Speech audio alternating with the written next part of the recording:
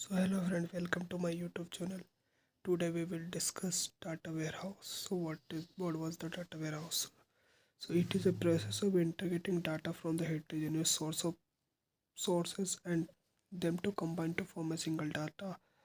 Message means कि जो भी आपके अलग अलग तरह का ऐसे अलग अलग जगह से जो डाटा होता है उसको लेकर एक सिंगल डाटाबेस क्रिएट करना जहाँ पे huge amount of information can be stored. So storage mechanism where the huge amount of data should be stored.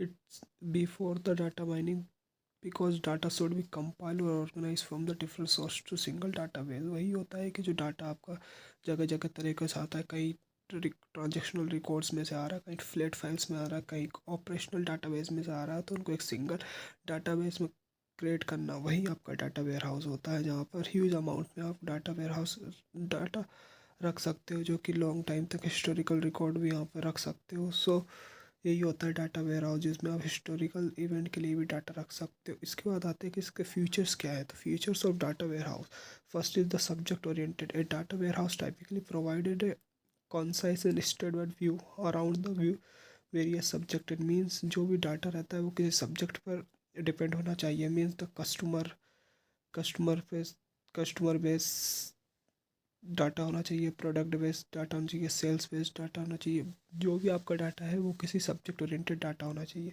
उसके बाद इंटीग्रेटेड मीन्स जो भी आपका डाटा वेयर हाउस है वो इंटीग्रेट होना चाहिए. हेटेरोजेनियस सोर्स ऑफ डाटा होता है, जैसे RDBS रिलेशनल डाटाबेस से होना चाहिए, या फ्लैट फाइल्स या ऑनलाइन ट्रांजेक्शनल जो भी रिकॉर्ड होते हैं वो इंटीग्रेट करके एक डाटाबेस क्रिएट करते हैं, जिसको हम बोलते हैं डाटा वेयर हाउस बोलते हैं. उसके बाद यह रही कुछ जैसे सेविंग अकाउंट एक अदर डाटाबेस हो गया, चेकिंग अकाउंट अदर डाटाबेस हो गया, and loan accounts other database हो गया, and that creative one database is called subject oriented database called account database. So it is subject oriented database. And the time variant means so historical information is kept in data warehouse.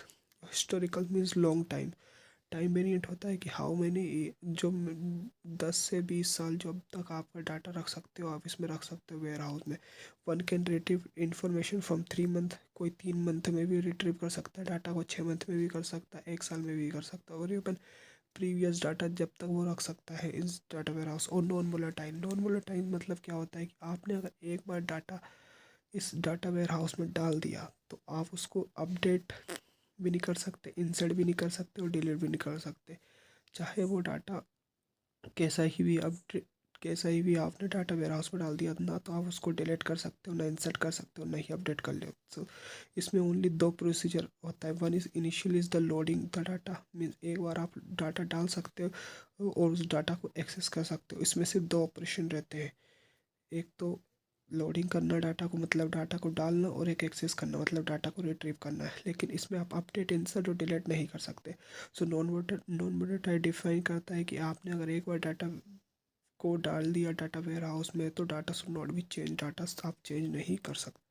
सो यह है architecture of data warehouse. First is the different heterogeneous source. Heterogeneous source मतलब कि अलग अलग तरह से source है. कहीं पे ऑनलाइन ट्रांजेक्शन रिकॉर्ड है, ऑपरेशनल फाइल्स है, कहीं फ्लैट फाइल्स है.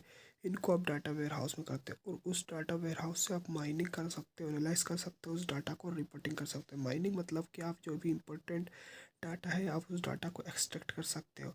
और एनालाइजिंग मीन्स कि आप उस डाटा को एनालाइज करके कहीं भी बिजनेस यूज़ में या मार्केट में हिस्टोरिकल स्टडी डाटा कंसिस्टेंट आप कहाँ पर भी यूज़ कर सकते हो, या फिर उसकी आप रिपोर्ट बना सकते हो कि कितना डाटा किस फील्ड में किस जगह पर यूज़ किया गया है. उसके बाद होता है कि आपको डाटा वेयर हाउस की ज़रूरत क्यों पड़ी. बिजनेस यूज़र जो भी बिजनेस यूज़र्स हैं उनको ज़रूरत पड़ती है डाटा की, क्योंकि वो अपने डाटा को स्टोर करते हैं ह्यूज अमाउंट में. तो ह्यूज अमाउंट में डाटा वेयर हाउस में स्टोर कर सकते हो और लंबे समय तक कर सकते हो. हिस्टोरिकल डाटा भी आप उसमें यूज़ करते हो, 10 20 30 साल जब तक आप डाटा कर सकते हो. किसी स्ट्रेटेजिक डिसीजन मेकिंग एबिलिटी के लिए आप उस डाटा को यूज़ कर सकते हो. डाटा कंसिस्टेंसी के लिए और रिस्पॉन्स टाइम के लिए. हाई रिस्पॉन्स टाइम मीन्स आपको जब चाहिए जब वो डाटा देगा किसी भी टाइम पे. So thank you guys.